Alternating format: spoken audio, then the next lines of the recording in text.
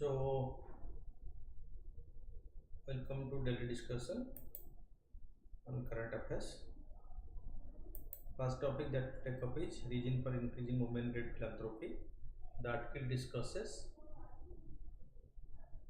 the growing impact of women in philanthropy in India. It highlights how women like Melinda French, Mackenzie Scott, Rohini Nitekani are using their wealth to support various causes.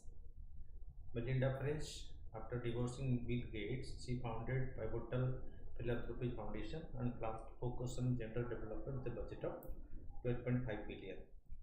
Mackenzie Scott, post-divorce from Jeff Bezos, so she distributed 16.6 billion to over 2,000 NGOs with no string attached policy, making significant impact on global philanthropy.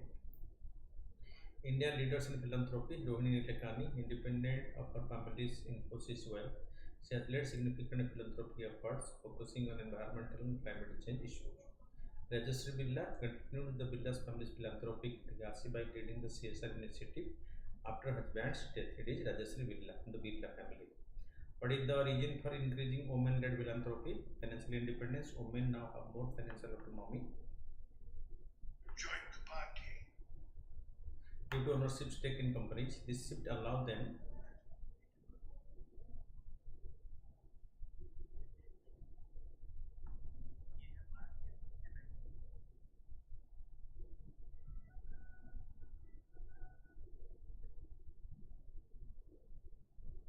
okay. So the emergence of women billionaires like the Savitri Jindal, Rohika Cyrus Mistry and the Rekha Jindalwala has indeed boosted women-led philanthropy significantly. So they are coming front to the philanthropic activities. Inspirational role models, figures such as the Melinda French, Mackenzie Scott, and Rohini Nitekani demonstrate impactful independent philanthropy, inspiring other women to follow suit. Government and industry support organizations like the Confederation of Indian Industry help channel CSR funds, often led by women, because so women-led CSR activity are more means it is visualized that it will be more honestly implemented and it will be getting a proper touch. Okay. Innovative giving approaches. Mackenzie Scott's no string attached policy allowed NGO full control over the funds, challenging the traditional respective practices. Direct impact on societal change.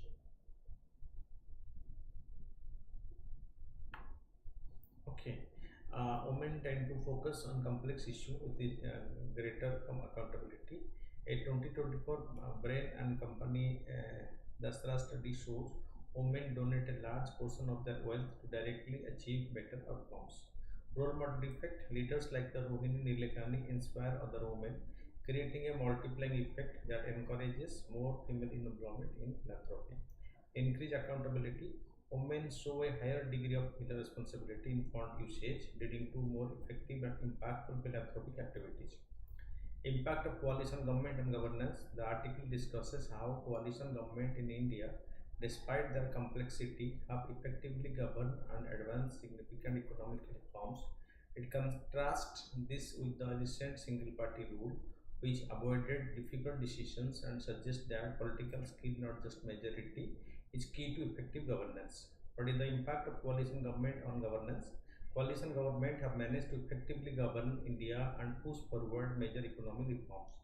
Despite concern about their potential for conflict and compromise, these governments have often been more productive than single party rule. For instance, significant reforms in trade, taxation, and digital infrastructure were all initiated or advanced under coalition government.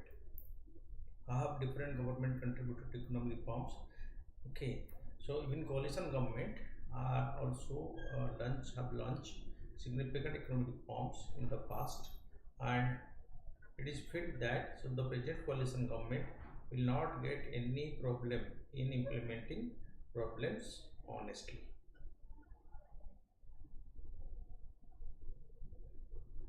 Okay, so Louisiana government initiated economic liberalization, although including industrial regulations, opening up trade and overall in the security market. United Front government introduced policies like the dematerialization of the shares and reduced income tax rates. Atal Bihari Vajpayee's NDA government continued economic reforms, developed national highways, and reformed telecommunication sector in the country. The UPA government further liberalized telecom, initiated digital infrastructure projects like the Aadhaar and UPI, and implemented inclusive policy like the right to information. It is the Congress-led UPA government. The India-led, the BJP-led India government under Vajpayee continued this, and that policy was continued by the UPA government under the Congress-led UPA government. What are the achievement of the recent single-party rule? The single-party rule, first time for the Congress, by the Congress, and recently by the BJP. Of the last decade, focused less on major reforms and more on incremental changes like bankruptcy, easing, and inflation targeting. The significant reform under this regime was the implementation of the goods and service tax, which required a coalition-style consensus to be enacted. Coalition governments, despite their perceived facetiousness, excel in negotiating and incorporating diverse perspectives, resulting in effective governance and substantial economic reforms. This underscores the importance of political acumen over a simple majority in achieving successful governance outcomes. Issue of wheat import. Next topic is issue of wheat import by India. So the previous article says that this is that coalition government, if all the party or the coalition partners are able to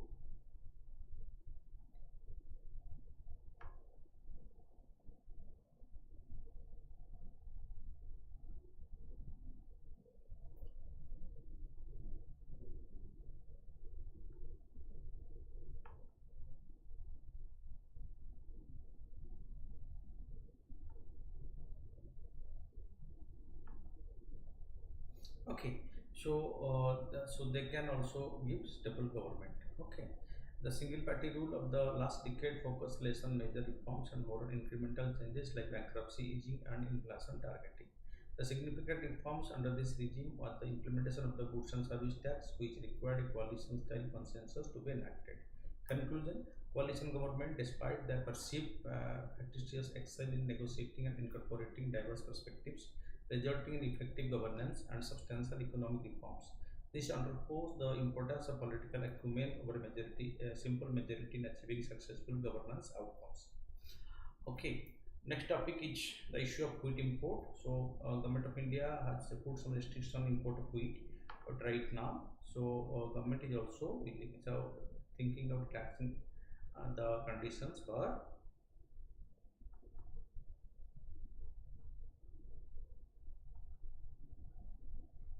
Okay. India is considering reducing wheat import duty due to lower domestic supply and high market price. The government might need to import wheat to stabilize price despite having more wheat this year compared to last year. Wheat production this year is more than the production last year, but government is also trying to reduce the import duty on wheat, thereby encouraging import of wheat.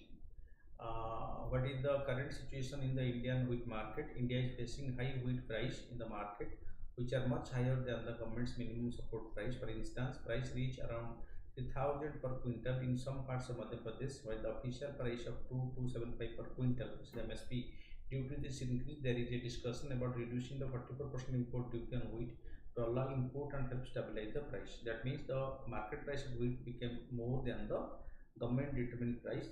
Okay, so that scope give a scope that demand for wheat in the country is still there. So government want to reduce the import duty so more wheat can be imported to fulfill the shortfall. Why might India consider importing wheat? The consideration for importing wheat potentially 2 to 4 million tons comes as domestic procurement has not met the target of 30 to 32 million tons for 3 years. The shortage in state procurement and the higher market price have led to discussion on easing import norms to bring down prices and discourage hoarding. What is the government strategy? The government might have only 8.5 million tons of wheat to manage market price this year compared to 10 million tons last year. This wheat will be used in open market operation and possibly through scheme like open market sale scheme to control prices. The overall production is also reported to be better than last year with an estimated showing an increase of 2.4 million tons. What are the long-term solutions? Increase wheat yields, boost the average yield from the current 3.7 to 3.8 tons per hectare to at least 5 tons per hectare. Competing countries like Mexico and China have yields close to 6 tons per hectare. Address agricultural challenges, implement measures to combat losses due to weed and pest, which can reduce potential yield by 20 to 30%, and correct nutritional imbalances. Enhance wheat variety, develop and distributes variety that can resist terminal heat and other climatic challenges. Because wheat production is being affected, there is a projection that wheat production may be affected by the climate change.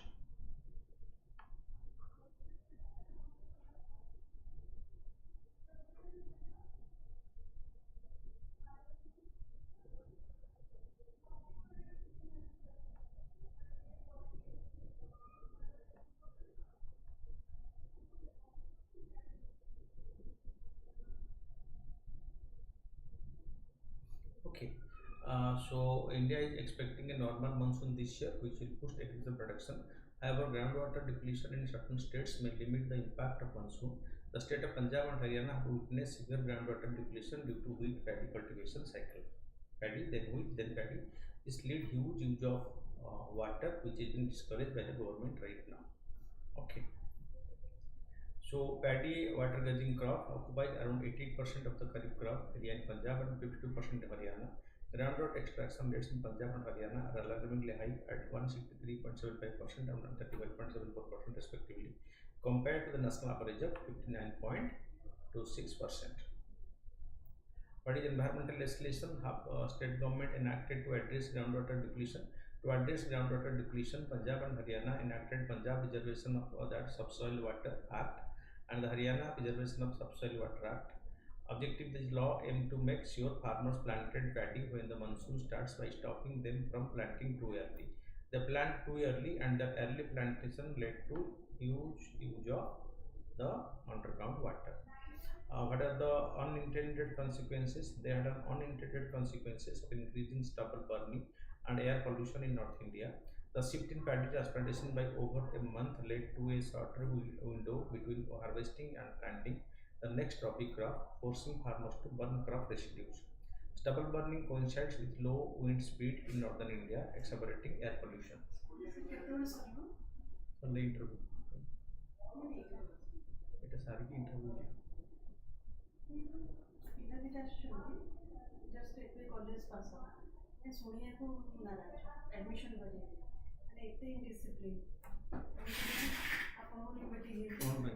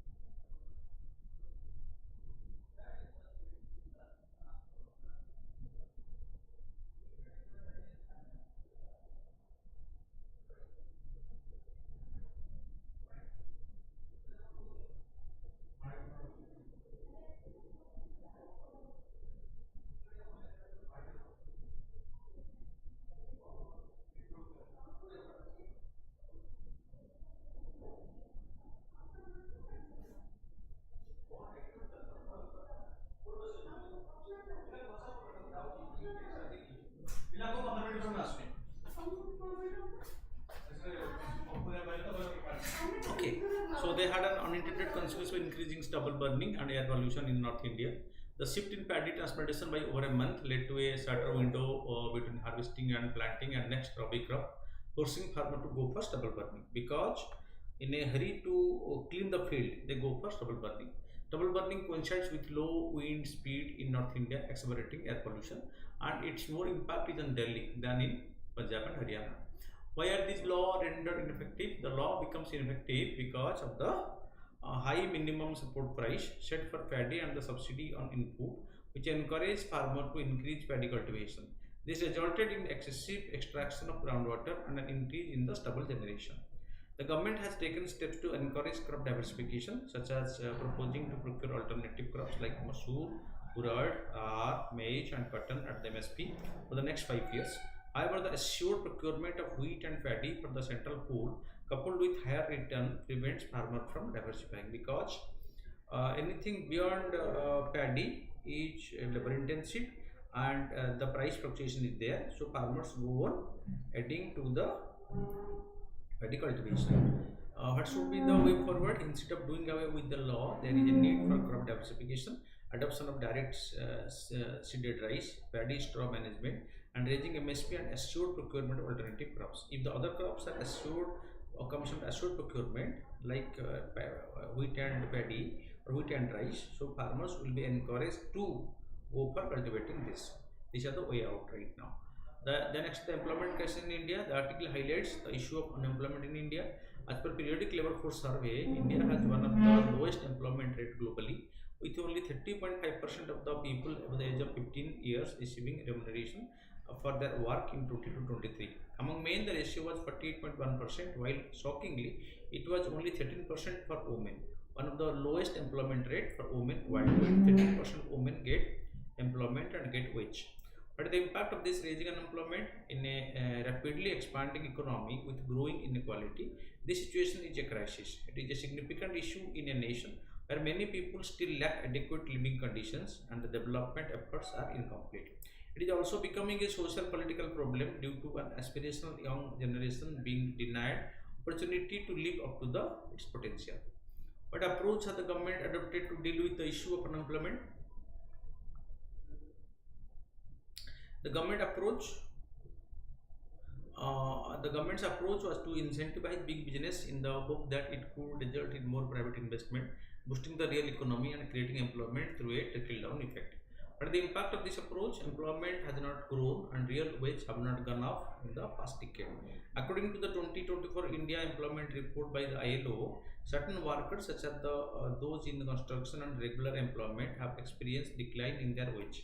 Construction workers' wage has declined over the years as reported by the government or the International Labour Organization, the international body.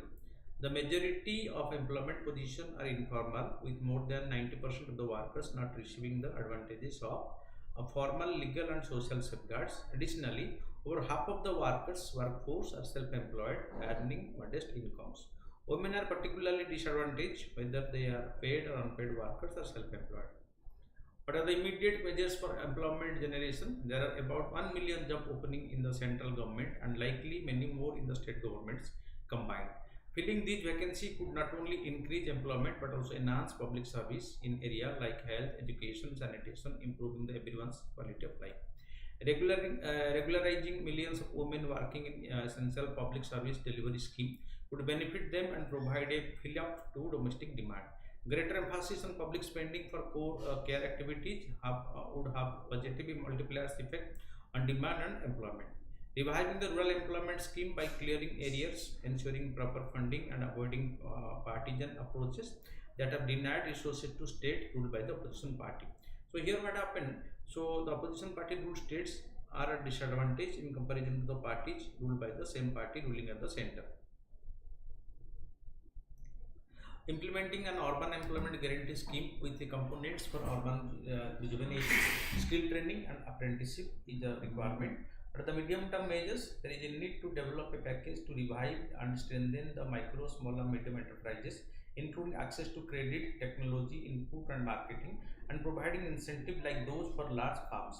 There is a need to focus on agriculture by ensuring viable cultivation through policy like legal MSP, public investment in relevant technology, access to water and inputs, post-harvest storage and processing, etc.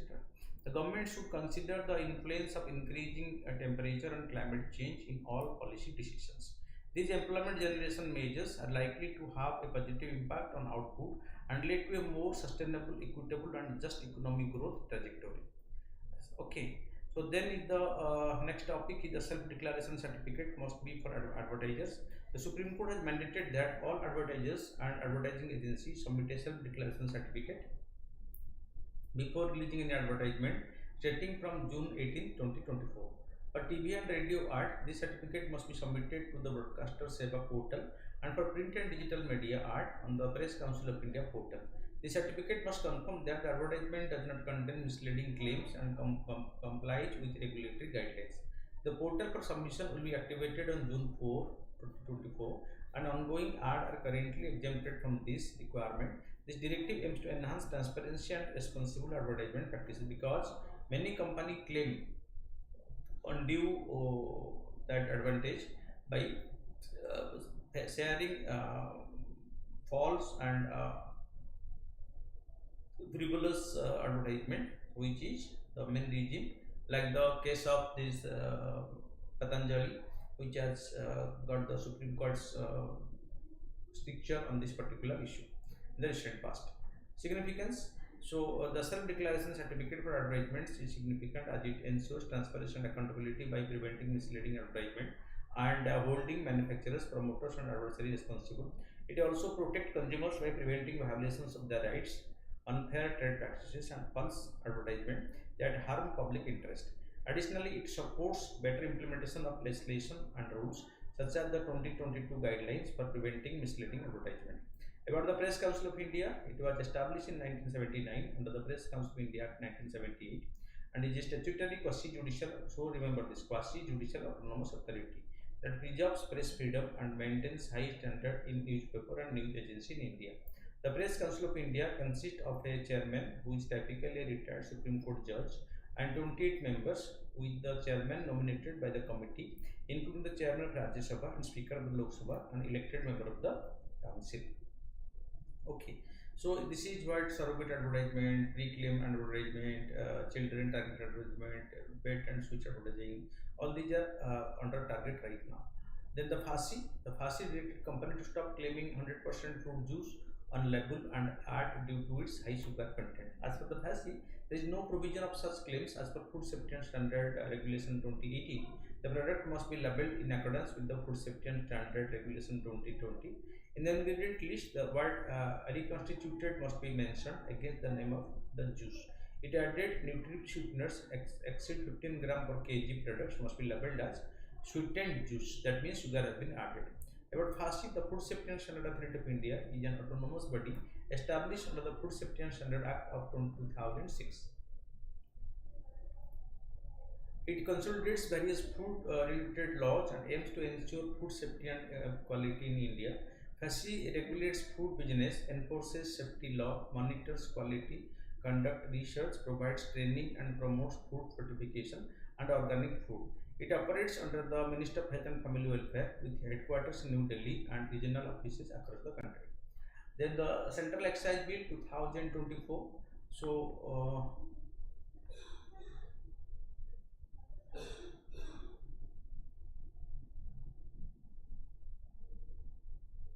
the central government of India, so the Central Board of Direct Indirect Taxes and Customs operating under the Department of Revenue, Ministry of Finance, has issued an invitation of stakeholders to provide input on the draft Central Excise Bill 2024 by June 26, 2024.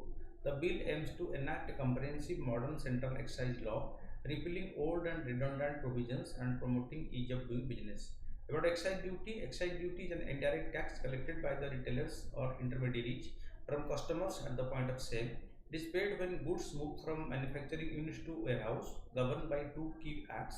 The Central Excise Act of 1944 handles levy and collection, while the Central Excise Tariff Act of 1985 classifies goods and set duty rates.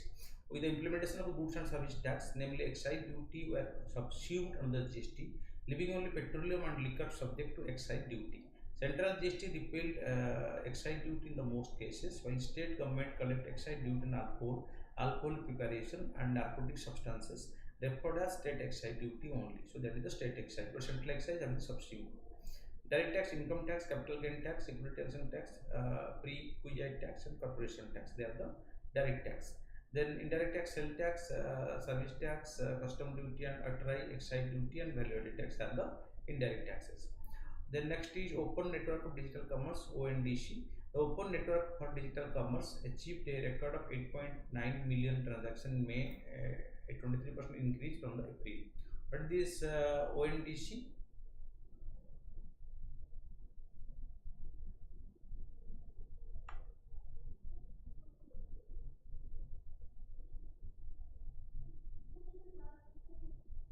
okay. The Open Network of Digital Commerce is a government initiative aimed at transforming the e-commerce market in India by shifting from a platform-centric model to an open network model. Similar to success of the Unified Payment Interface project, which enables seamless money transfer across different payment platforms, the ONDC seek to facilitate transactions between buyers and sellers regardless of the platform they are registered on. Explaining using the example, let's imagine you want to buy a product online like a smartphone. You are registered on Amazon, but you find a better deal on Flipkart for the same smartphone you want to buy. In the current system, you do not be able to purchase it from Flipkart because you are not registered there. But when this is like a big network that connects all the different e-commerce platforms together, so instead of being limited to one specific platform, you can buy products from different platforms even if you are registered on only one of them. So that is what the facility of ONDC. The role and influence of proxy advisory firms in India. Recently, proxy advisors have drawn attention to their recommendations that led to rejection of resolution like the Nestle's royalty payout or the demerger of ITC hotels. CEO of JP Morgan Chase has recently flagged concern about the undue influence of proxy advisors. However, this is not true in case of India. Institutional investors in India tend to conduct their own analysis with PS serving as a support system rather than exercising too much power. What is the role of proxy advisors? They serve as a support system for investors to make informed decisions. They offer criticism and point out flaws, like much like doctors diagnosing illness, which encourages corrective measures for good governance. They support management's decision action if they are fair and added to government parameters. What are the some limitations of proxy advisors? They have neither the expertise, vision, nor the information that the borders has to determine what is best for the company. They are not required to have the ability to outsmart the border of the numerous companies they track. It is cruel to draft meeting notices probably properly, including detailed explanations and disclosures, to prevent the PAs from making negative recommendations. They sometimes differ in their interpretations of law from companies, creating a conflict between regulatory companies and governance. Proxy advisors sometimes do not only trust valuable reports, they also do their own valuation. But problems occur when companies disagree with their assessment, especially in case like Tata Motors and ICICI Securities, where some minority investors object to proposal because of their expectation by not providing solid argument. Okay, then coming to the question, coalition government have been a prominent feature of Indian politics since 1990. Unlike the factors that have contributed to the rise of coalition government in India and access their impact on the functioning of the Indian political system. Since 1990, the era of coalition has started and coalition government has. Shambhu sir Harishambhu sir का reference नथिले आरती संद्रे तानु भाई विद आछन admission में एटा शंभू सर क्लास में. Since 1990s, coalition government have become a defining characteristic of Indian politics. This shift from single party dominance to coalition politics has reshaped the political landscape. For instance, in the 2024 general election, no political party won a majority in this election, majority highlighting the fragmented mandate that necessitated coalition politics. 1990 onward, decline of Congress dominance. In 1989 election marked the end of Congress uninterrupted rule since independence. The National Front government was the first non-Congress coalition government at the center. Then rise of regional party vote share increased from 20% in 1991 to 40% in 2019. For example, party like the Telugu Party and DMK became crucial coalition partners. Dynamics of features, promotion, formation of alliance. The United Front Alliance of 1996 to 19 was a coalition of 13 parties. For example, the BJP-led National Democratic Alliance and the Congress-led UPA Progressive Alliance are also coalition. Frequent government change between 1999 to 1989 to 1999. India saw 6 different prime ministers. For example, the Vajpayee government lasted only 13 days in 1996 due to lack of majority support. Then coalition became a factor. Fragmentation of the electorates, national parties combined vote share fell from 70% in 1980 to 50% in recent election. The regional party like the TMC, IDMK and BJD gained significant influence, but this time BJD fell. Federal structure and regional aspirations, growth of regional parties representing state-specific issues. The parties like the Shiv Sena in Maharashtra and the Akali Dal in Punjab, coalition culture and political compromises, alliances necessary to secure a majority. For example, the BJP alliance with various regional parties in the NDA, strategic alliance and power sharing, alliance formed to expand voter base and political reach. For example, Congress and NCP alliance in Maharashtra, BJP and JDU in Bihar. Impact of the functioning of the Indian political system, positive impact, inclusive governance, representation of diverse interest in the government. For instance, regional parties influence national policies and advocate for the inclusion of regional demand in the budget. Policy innovation and regional development, it involves crafting tailored policies that address the specific needs of different regions. This approach ensures that diverse local challenges are effectively managed, promoting balanced and inclusive development across the country. For example, special economic packages for states like Bihar and West Bengal, strengthening federalism, greater decentralization and state autonomy. For example, state-specific scheme like the Raitu Bandhu scheme in Telangana became popular. Negative impact like the Kadya Yojana in Odisha or the Biju Satya Kalyan Yojana, they became very popular. Policy paralysis and instability, frequent conflict among the coalition partner.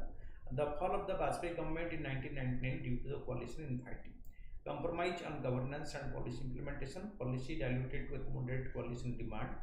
Delay in GST implementation due to coalition disagreement. Rise of opportunistic leader, party prioritize political gains over national interest. For example, alliance are formed for the electoral benefits rather than ideological alignment.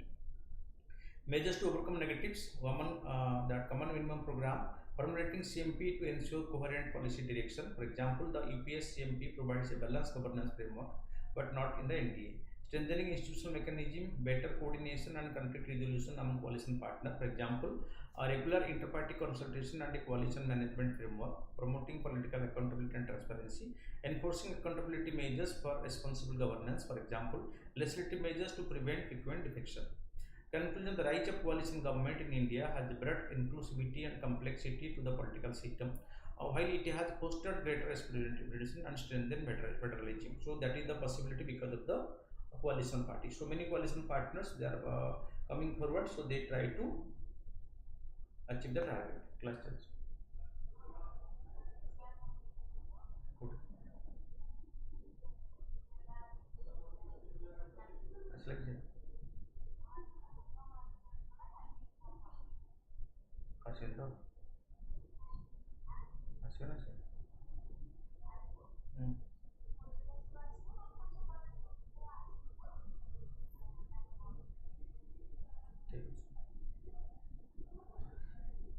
Adopting measures like a common minimum program, strengthening institutional mechanism, and promoting political accountability can mitigate the negative, ensuring the coalition government contribute positively to India's democratic governance. This is what is the positive aspect of a coalition government. Coalition government can accommodate more interest, and the local parties can be the partner of the coalition government, can promote the local interest more than the national party. But coalition government are very unstable because the coalition partner have different ambitions, and if that is not fulfilled, so they will create disturbances like the disturbances created in the Vajpayee tenure and even the instability government during the Manmohan Singh's tenure in at the center. That is what coalition, if it is done on common minimum program, it will be stable. Otherwise, it will be putting the government in a threat, thereby retarding the development process in the country.